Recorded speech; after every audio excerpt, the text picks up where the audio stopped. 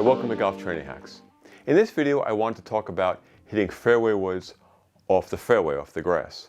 Now, what I have here is actually a fairway wood. And for you youngsters out there, yes, fairway woods were actually made out of wood. In fact, this club was part of the set that I got for my college graduation in 1980. So this club is actually 43 years old. But now we have, modern clubs made out of different material, but a lot of recreational golfers still have problems hitting a fairway club off the fairway. What happens is oftentimes we'll top the ball or we'll bounce the club face behind the ball and then hit the ball second, instead of hitting the ball first and then taking a divot in front of the ball, which is what should happen with your fairway woods, just like it happens with your irons. You should be treating your fairway woods and your irons essentially the same way. You need to take a divot in front of the ball. Now, the divot is a little less deep when you have a fairway wood because it's not as sharp as an iron, but essentially it's the same shot. Now, a lot of recreational golfers tend to play the ball too far up in their stance with their fairway woods as if it was a driver off a tee. So you really should be playing the ball towards the middle of your stance.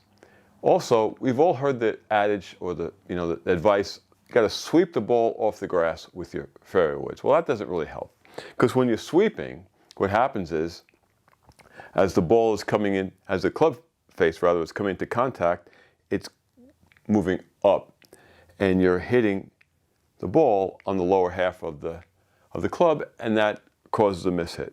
So you really don't want to sweep the ball. You want to treat it like an iron shot.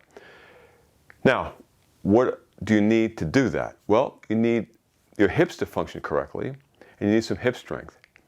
You need hip external rotation as you're coming into and through contact, and you also need glute max strength to get that extension.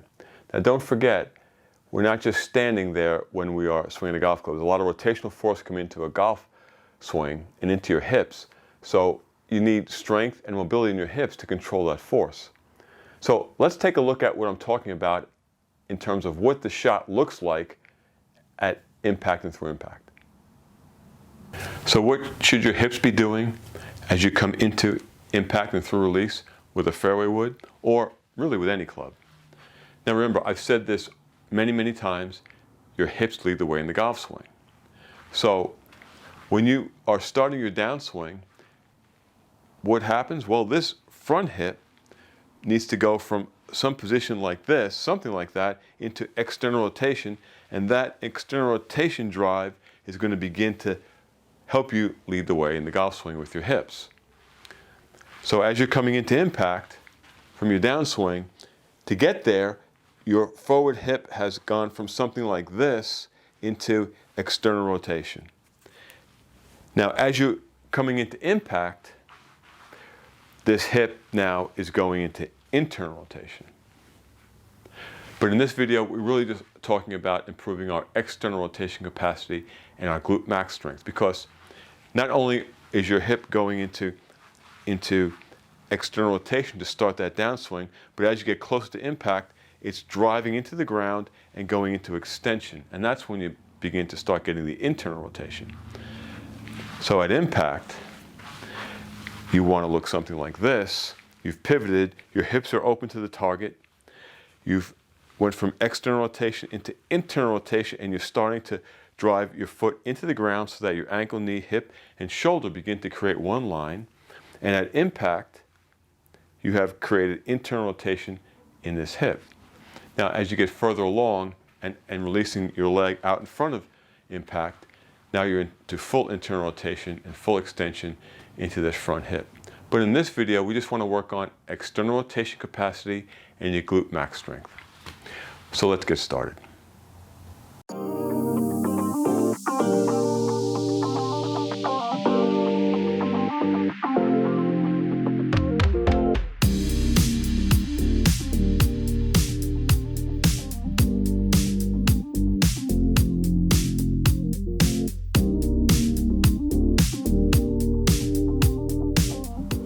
In this video, I'll show you a ground-based movement that you can improve hip mobility and improve hamstring range of motion at the same time. This ground-based movement is an advancement on a single leg rock. So here's a single leg rock. You put this foot down, you're going to drop back and come up. So that's a basic single leg rock. Now what we're going to do is add a rotation into this. So we're going to externally rotate our hips on the front movement and then do a single leg rock on the back movement, but we're going to leave our front foot forward so that we get a stretch on the hamstrings. So let me show you how that's done. Okay, so you're going to start in this position. You're going to rock back. Now I'm keeping this foot on the floor, so now I'm stretching this hamstring. Rocking back.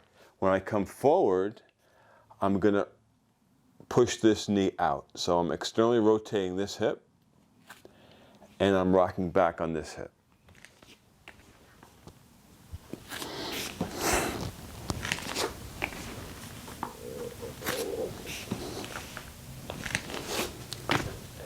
Now to advance that, you can use an isometric hold at the top of this movement. So we'll start with the rock. I'm going to rock back. I'm going to rock out, and then I'm going to brace myself, look away, push this arm into this knee, hold my breath, and do an isometric push. So I'm going to take a deep breath in. I'm going to push and hold. 1 1,000, 2 1,000, 3 1,000, 4 1,000. Release and rock back. Come forward, deep breath in, hold 1 1,000, 2 1,000, 3 1,000, 4 1,000, release and back.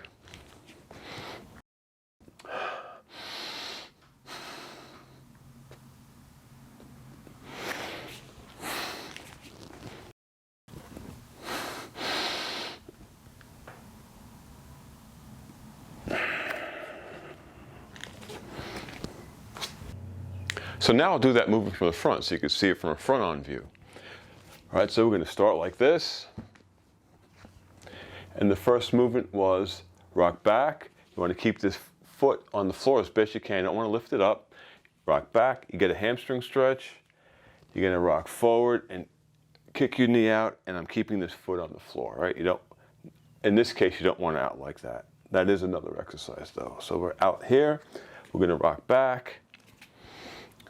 Drive the knee out, rock back. If you can hold this foot down if you want, and drive it out.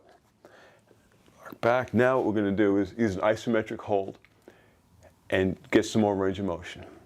So I'm going to rock back, come forward, brace this arm against the knee, look away, take a deep breath, and push. 1 1,000, 2 1,000, 3 1,000, 4 1,000, 5 1,000, and back. Come up, deep breath in, and push. 1 1,000, 2 1,000, 3 1,000, 4 1,000, 5 1,000, and rock back.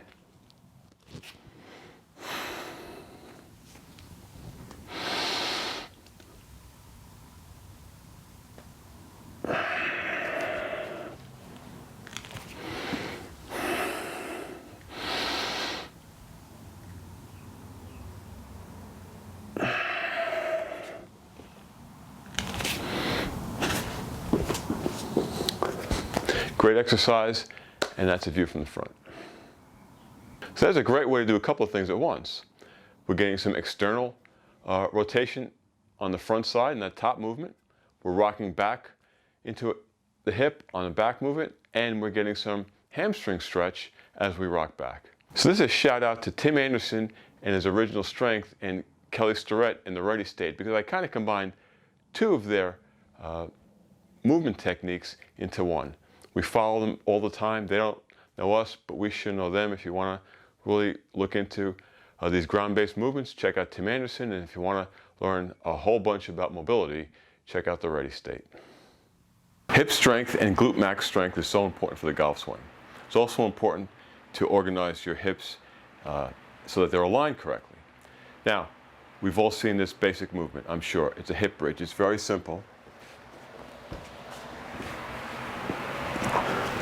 So a hip bridge is simply raising your hips off the ground. Now, we're going to do this for an isometric hold. You can hold it for as long as you want, but let's go for 10 seconds.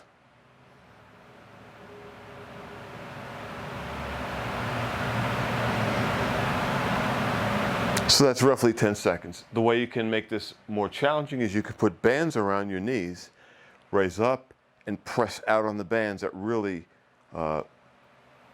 fires up the glutes. Now, you'll know you're doing this wrong, or you'll know that you have not enough strength in your glute max if when you drive your hips up, you have too much tension in your hamstrings. Now, my glute max is on, but my hamstrings are very loose. So it really is focused on the glute max muscle and not the hamstrings. If you're feeling cramping up in your hamstrings, you need some more strength in your glute max. Now you can do this in reps too. You can raise up and come back down. You can raise up and come back down. The more advanced version of this would be to do a single leg hip bridge. So you can raise up. Now this leg comes up. You can hold it like that, or you can do pumps like this. So a single leg hip bridge would be this. Now you can hold that for the amount of time you want. Let's hold that for 10 seconds. 1/1000.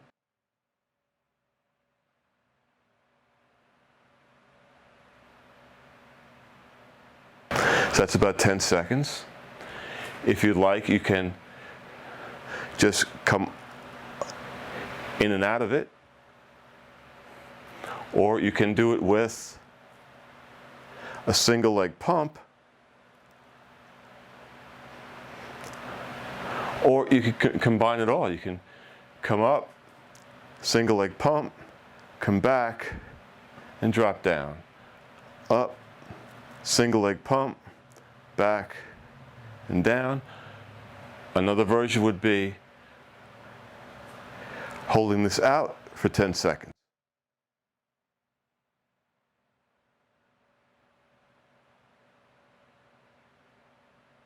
And come back. Glute max strength is very important. Your glute max helps align your hips. It helps prevent anterior pelvic tilt, which throws everything off up and down the kinetic chain. So getting that glute max strength is key to hip alignment. It's also important to get that powerful drive in your golf swing. So if you found this helpful, we'd love you to subscribe to our channel and give us a thumbs up, because we want to get our message out to as many people as possible about improving movement quality. So tell all your golfer friends, and you know what? It's not just really for golfers. A lot of people can benefit from improving their movement quality. So thanks for watching.